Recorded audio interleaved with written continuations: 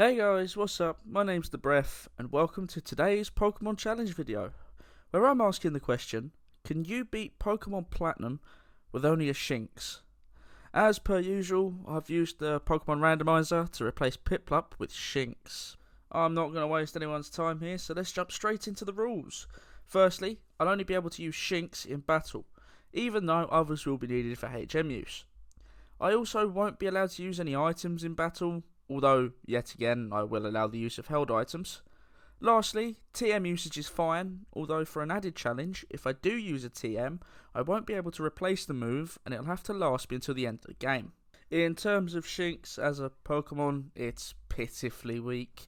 It's only got a measly 34 in both base defense and special defense, and really has no outstanding stats at all, with 65 in attack being its highest. To begin, we choose the female character and call ourselves something inventive like Breph, before naming our rival Flaps, after the erratic and unstable behaviour he exhibits throughout the game. From there, the game begins proper, and we awake to Flaps in our face, saying something about money we'll owe him, and we go to leave the house. Our mother stops us from leaving and reminds us specifically not to go into the tall grass. So alongside our Flaps, we decide to go into the tall grass, before getting stopped by some old man who opens his briefcase to reveal the fact that he's got 3 balls. We're drawn to his 3rd ball, and we get our Shinx. After the customary battle against our rival, we head off to the lakefront and encounter Cyrus talking to himself about something or other, before we run off towards the lab, where we name our Shinx Simba, after a little puppy I met in the local dog park. Disney, please don't sue me. We get given the Pokedex and leave the lab, being given the TM for return once we've left. From there, we run to Jubilife and encounter the Looker for the first time. Actually, when you break this down, this guy's straight up weird. Being called Looker, running around shadily between lampposts outside a school. I think I'm going to have to call him Jimmy from now on. We head into school and get a town map from Flaps before he runs off. We go and get the watch thingy and also make the grind up to level 15. From there, we head east, battering Flaps aside and heading into the Aubra Gate, receiving the HM for Rock Smash. We find Rourke in the mine where he shows off by doing something that he knows we can't do. Prick. At level 18, we take on the gym. Although we can get through the Geodude and the Onix, the Cranidos hits too hard and I'm not strong enough to take it down in one hit. So I head off to the grass at the top of Aubra, grinding to level 20. We give it another go, and unfortunately, it's the same story. So I'm forced to grind up another 5 levels and tackle the gym yet again. This time, Bite is much more powerful, and we're able to take everything down easily. I decide to use Swagger on the Cranidos and have a minor heart attack, mainly due to the levels of fat clogging up my arteries that have reached dangerous levels, but also because I was scared about the maximised attack stat. Luckily, it hits itself in confusion and goes down swiftly, earning us our first gym badge. Back in Jubilife, and we encounter Team Galactic grunts for the first time, and take them down with the aid of Lucas. Next on the to-do list is Valley Windworks and Commander Mars. Sparks start flying, and before long we've reunited a small girl with her daddy, and we've set off in the direction of Eterna Forest. Here we meet Cheryl and escort her through to the exit, where she rewards us with the Soothe Bell, an item that boosts friendship gain with the holder. We teach Simba Return, and we give him the bell to hold. From there, we challenge Gardenia, and the first attempt really doesn't go well. We get through to Rose Raid, so I decide to go and grind a few more levels before the second attempt, returning at level 35. It's pretty uneventful and an easy win now. Upon leaving, we head into the Galactic building and meet with Jupiter. Our entire team gets swept aside with Spark and we rescue the bike shop owner. We get stopped by Cynthia, who gives us an egg and tells us to keep it in our party. So as soon as we're done putting it in the PC, we head to the bicycle shop and pick up our bike. We head towards Mount Coronet and inside bump into Cyrus yet again, who continues his trait of pointless monologues, a bit like me, and shoves us aside. We head and tap up the contest hall in Hearthome and bump into our mother, who apparently was some big time contest star, a trait we definitely intend to inherit. So having spoken to Fantina, we make our way out of the contest hall for what will definitely not turn out to be the final time, and we go into the gym. The good thing about the move Charge in Gen 4 is that it also increases special defense. This definitely helped us to get through the fight, as each charge also boosts the power of the next electric move we use. Thanks to this and Spark, Fantina isn't an issue. We head off and tackle Flaps in the process, growing to level 41 and learning Discharge, our most powerful electric type move. We rush into the next gym, which is Maylene and her fighting types. Spark pretty much sweeps the whole team aside, with Discharge finishing off the Machoke. Outside, Lucas asks for our help because somehow he managed to get mugged for his Pokédex. Once we've teamed up and wiped out the Galactic Grunts, we make a beeline for Crusher Wake, the water type gym. Now I'm going to assume that you're a bit like me and you didn't actually expect this to be a problem, seeing as he's water type and we're electric types. And that's where you're wrong, because this gym was an absolute bloody nightmare. Gyarados was always fine. I mean, it is 4 times weak to electric, so no questions there. But the real issue are the next two, Quagsire and Floatzel. Quagsire is Wake's way of type coverage, and its part ground type and high physical defense make it a big wall for us. We're level 59 and up against a level 34. It takes us 3 hits to knock out Quagsire, and we can barely survive 3 mud shots. And it will always go for mud shot. We can get past Quagsire with maybe orange health, but I mean barely orange health. And no matter how much I tried, I could never do any better. I tried for a long time before I bit the bullet and went on another grind. I'm back at level 65, and this time it was a lot easier. We were lucky to survive a critical hit crunch on only 10 HP, but a win's a win, and we've finally beaten Crasher. From there, someone decides it would be a good idea to blow up the Great Marsh and run away, so we naturally get sent in pursuit. After a while of chasing, we meet Cynthia, and she gives us the secret potion, allowing us to clear off the Psyduck and move on to deliver the old charm to her grandmother. Once there, we enter a cave and meet some sort of painting. It's apparently got something to do with something. I really couldn't care less. What I do care about, though, is Cyrus deciding to challenge us to a fight. Sneasel, Golbat and Murkrow all go down to a single hit each. And this is the point in the game where it no longer became fun. In fact, it became nothing shy of torture. The problem is that we're now trying to slap Flaps about, but he has a fully evolved Torterra, a dual grass and ground type with incredibly beefy defense. Even at the meme level of 69, we still can't survive, and Torterra was always able to get me into red health, sometimes with a Leech Seed active, sometimes not. But even if it wasn't active, Floatzel's up next and it has priority Aqua Jet, and I just can't survive that. So I go and grind to level 75 and come back with much more success, before moving on to the gym and facing Byron. It quickly became apparent that this was going to just be absolutely ridiculous, as in taking close to 3.5 hours of real time just trying gym fights. After about the first 10 attempts, it became clear that it wasn't going to work, so I head off to Iron Island and grind until level 80 before taking on all the trainers and escorting Riley around. At level 81, I'm back at the gym, and at least now I can survive 2 earthquakes from Steelix. Problem is, it takes me 3 hits minimum to down that Steelix, let alone get to the Bastiodon. So it looks like I'm going back to Iron Island, and I am telling you, I ground for as long as I could without falling asleep. I got to level 94 and pushed through to level 95 before heading back. While in Iron Island, I'd also picked up the Magnet, a held item that boosts the power of our already stab electric moves. Thanks to this and our ridiculous level, Magneton goes down to a single discharge. Steelix goes down after still 3 crunches, but Bastiodon's out and I've got red health. I go for discharge and it hits, paralysing. Thankfully, it chose Iron Defense rather than attacking me, which means a second wave of Simba's discharge is enough to finally win us the badge. And if you don't mind, I'm off to dye my hair because for some reason it's now gone grey in the last 4 hours.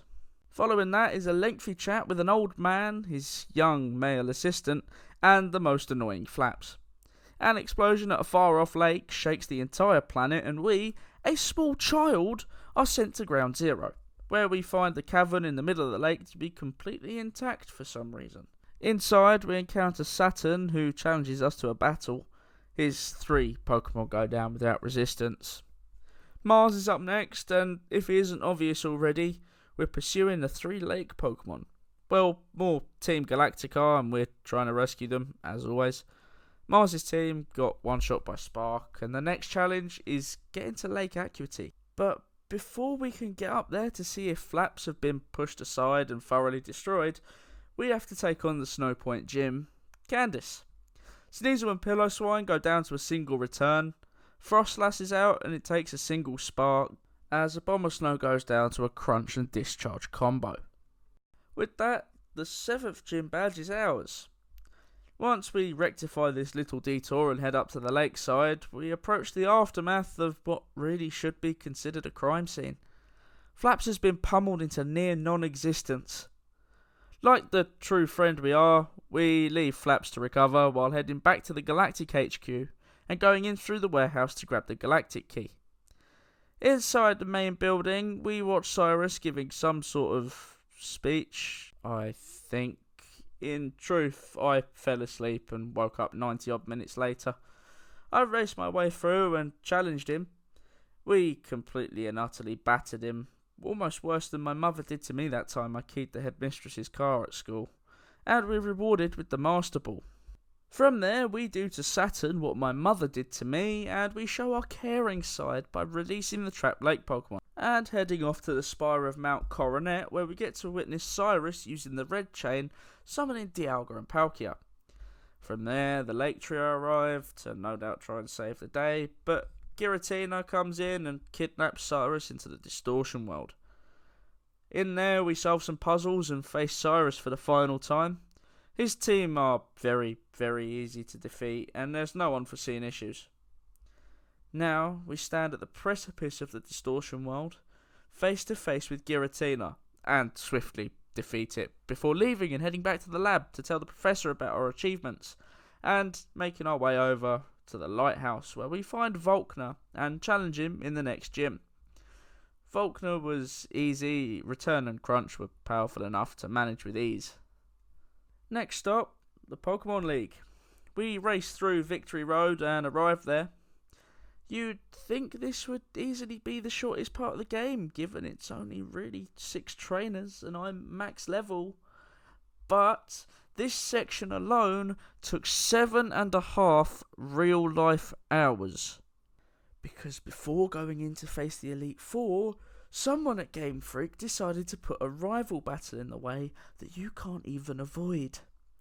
That Torterra issue is now even worse of a problem because I'm at max level, and I tried this fight for an hour and a half to test for some semblance of strategy, and I can tell you categorically that none exist that make this possible. At least with our current setup. Because a quick Google search later, and I'm back off to Snow Point. Here is a move tutor that teaches the move Magnet Rise to Shinx for a specific amount of shards. Because as if I haven't wasted enough time on this game already, I don't have enough shards, so I head down into the underground and farm them for another couple of hours. Green shards are apparently ridiculously hard to find, so in the end I just give up farming for the last one and make my way to the Pokemon Mansion to collect one that's there. I use the tutor and replace the move Spark with Magnet Rise. Magnet Rise is a move that makes the user immune to ground type moves for 5 turns. So thanks to this, I'm able to get through his team, although I only finished on 94 health. I show the 8 league badges and move forward onto Aaron, the bug type user, and this was a pretty easy enough fight. Yanmega and Vespiquen go down to a single discharge each. Heracross hits a nasty Mega Horn on us, but goes down easily from there. And Scizor and Drapion don't threaten me much at all. And with that, I'm on to Bertha. Just trying to get through Bertha increased my blood pressure to dangerous levels, and it's not even funny. I spent 3 hours trying every combination of luck and strategy against her. Seriously, when I started this fight, It was 12 minutes past 4 on the Pokétch, and by the time I finished and managed to start the Flint fight, 7:45 exactly. Every fibre of my being is crying out just to gloss over the details of this one to avoid PTSD, but I know I'll get crucified in the comments if I don't. So, the issue is her ground typing, obviously. Magnet Rise is good to avoid Earthquake that most, if not all, of her Pokemon have. Whiscash does have a habit of setting up Sandstorm, which turned out to be the best alternative for me, as if it doesn't do that, it uses Earth Power. Even assuming it used something else, it doesn't set up a Sandstorm, Hippowdon comes out and it has the ability Sandstream. So, technically, I'd be better off with the free turn of damage without taking the attack from Whiscash. And the long and the short here is, this fight is actually impossible. 100% impossible. I hate to admit it, but with my current rules, I failed. I have failed the challenge. I use an X Defend, an X Attack, and full restores alongside spamming Crunch, Return, and Magnet Rise, and finally, I'm beyond Bertha. Flint is a lot easier, his team are simple enough. Besides being taken down to low health, I get lucky with paralysis on Magmortar, and I see the fight out. Lucian uses Psychic type Pokemon, and the only one that isn't super effective against Crunch is Bronzong. With a quick turnaround, we're on to Cynthia, the champion. And she's a lot like Blue from the Kanto games, in that she doesn't use a single type of Pokemon. At this point, it's 7:47 AM and I've been going through this all night, so I just decide not even to try and attempt it without items. Out first is Spirit Tomb, and I use Crunch followed by Discharge to see it out. Second is a Garchomp, a Pokemon I absolutely detest in these games. I go for Return and it hits for about a third of her health. She uses Dragon Rush and I managed to tank the hit on 45 HP. Tired me didn't even think about healing, and I used Crunch, which thankfully gets a lucky critical and Garchomp goes down. Lucario comes out next and I do take the chance to heal before taking a pretty weak Extreme Speed. Discharge and an Aura Sphere later, I'm on 99 HP and within easy range for another Discharge to see it gone. Togekiss is up next, and as a part flying type it's weak to electric. It survives my Discharge flowing into it and gets paralysed. A single return is all I need. Every single fibre of my being is now currently crying out for this night to be over. My Lotic comes out, and after 3 discharges and a surf, she makes like the Titanic and sinks. Roserade is up last, and I really should be healing, but at this point I'm half asleep and just spam a return. All it takes is the single one to take it out, and I'm perking up because it's done. Simba and I have traversed the Sinnoh region and have become Pokemon League champions. We take the lift up and meet the professor who accompanies us to the Hall of Fame, where we register our Shinx and have officially completed the game. At the start of this video, I asked a simple question. Can you beat Pokémon Platinum with only a Shinx? The answer? No. Not with the rules that I set myself. Not with my ability. If anyone can complete this challenge with the rules that I set, then please, I beg you to show me. I would love to see it. In terms of difficulty, this one was just hellish, and I would definitely not recommend trying this one. One man suffering with this is more than enough, if you ask me, and I beg you all, save yourselves the grief and just don't even try it. Please like this video if you liked it, comment down below any challenges you might want for me to complete in the future, and subscribe to see more content like this. I invite you all to join me in the next one, where I ask the question, can you beat Pokemon Blue with only a Bellsprout? Have a great day, and I'll see you in the next one.